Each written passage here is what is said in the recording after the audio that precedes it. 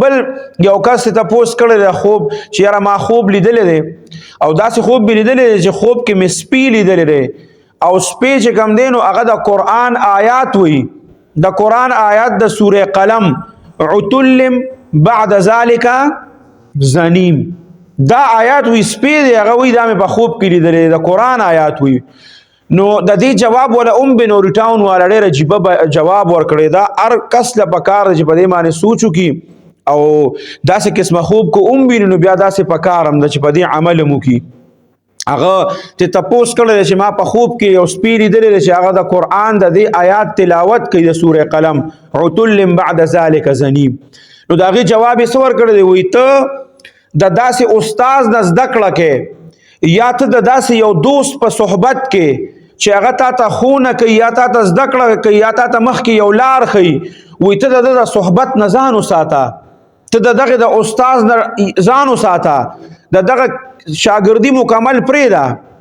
وایي که چېرې تا د شاګردي پرې نه ښوده د دکې استاد یا تا د دغه ملګري صحبت پرې نه ښوده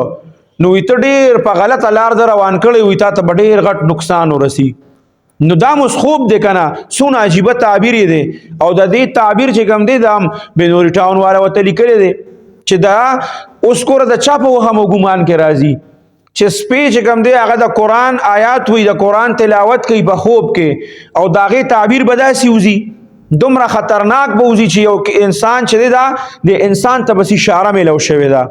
چې ته کوم استاز نه زده کړه کې یا تا سره یو دوست دی هغه تا ته پس کې ښوونه کوي یا تا ته زده کړه کوي داسې خلک چې د علماو په شکل کې ورته وایي چې د علماو په شکل کې دا یا ستا د استاز په شکل کې یو بدکرداره کس دی دا نو دا